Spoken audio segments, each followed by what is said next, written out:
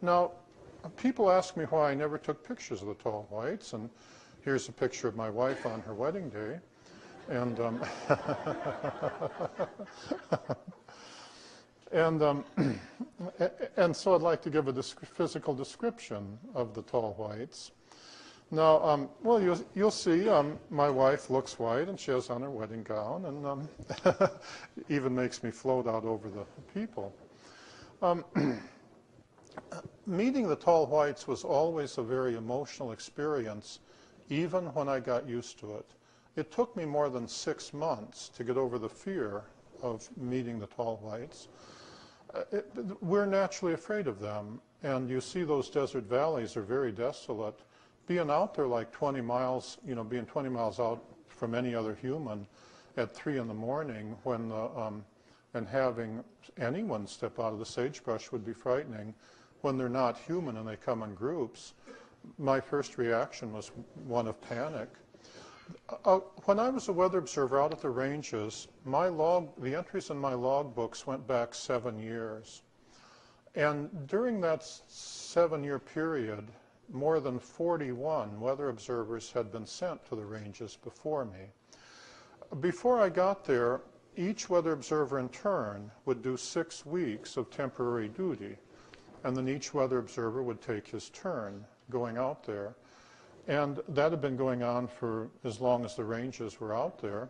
And of course, a weather observer keeps very extensive log books. You keep the daily log, the weather report log, the inventory log, and so on. And when you read through those log books, each one in turn would start by trying to do his duty.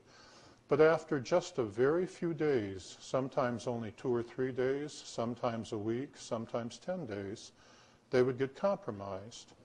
Many would become so afraid of the ranges that they wouldn't go out there.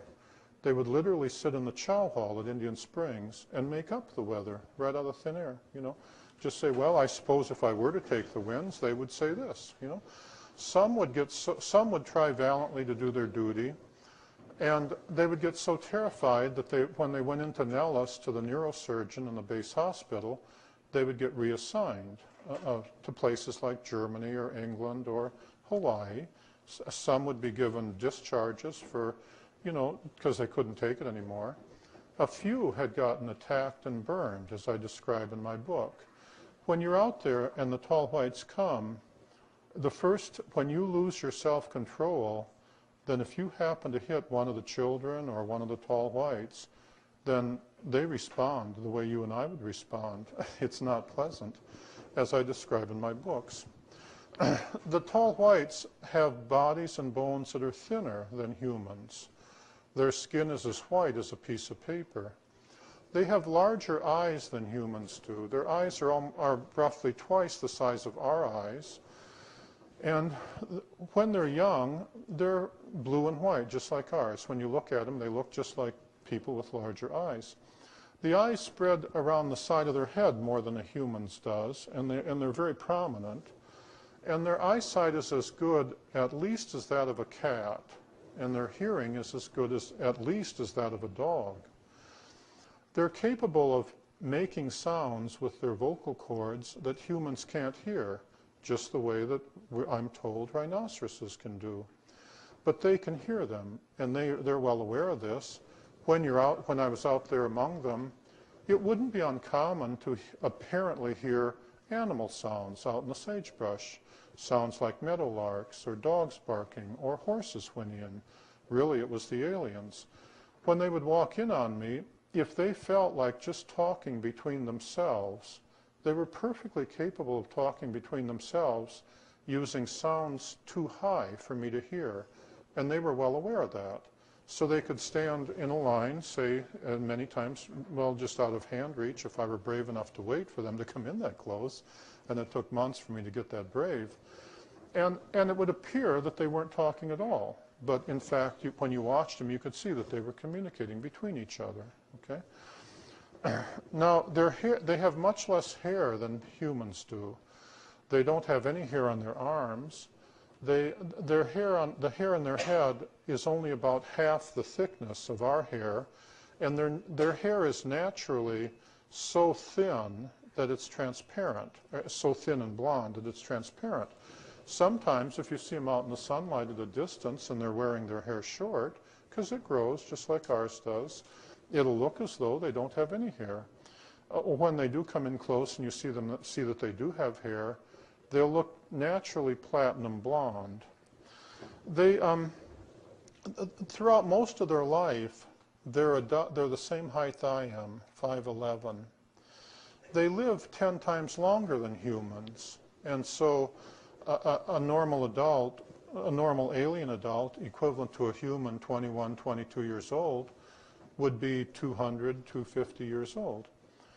They live about 700 years, give or take, depending on each individual, and they don't age the way humans age.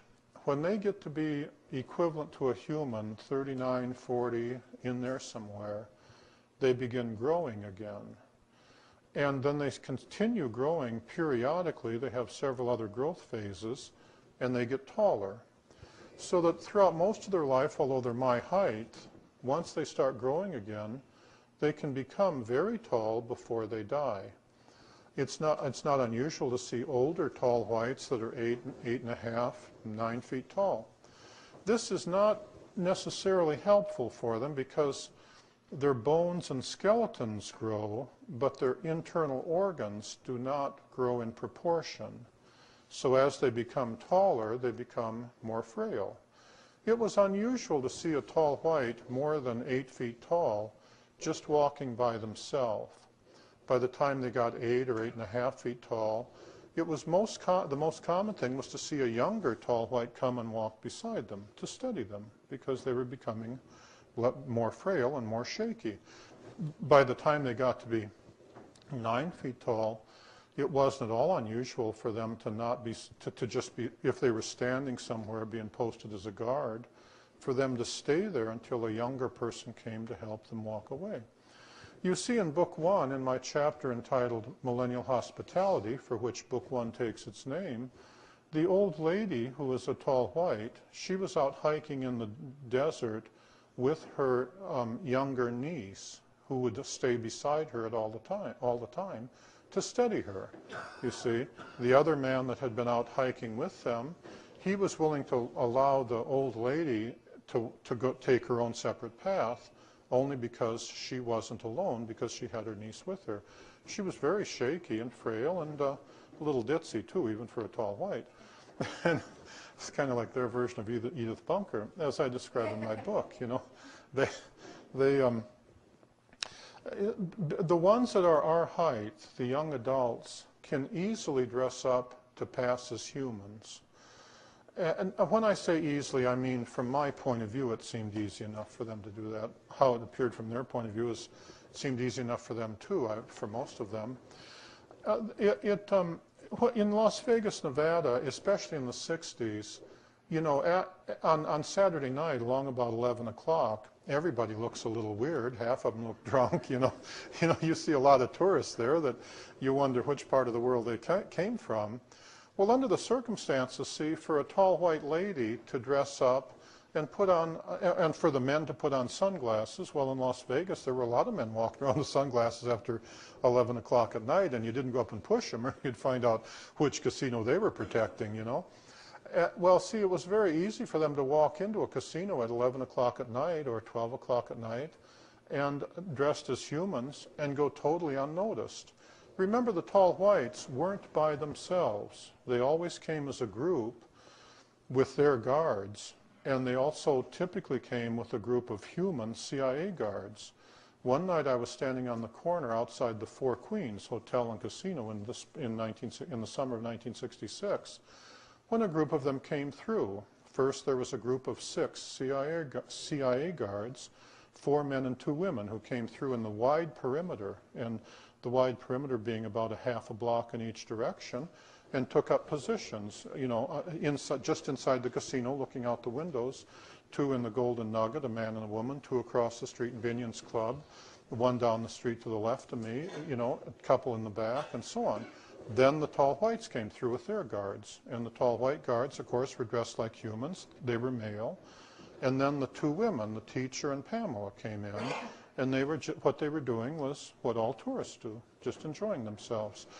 Well, see, the tall whites, when they came into Las Vegas, they knew perfectly well they were coming into a friendly town.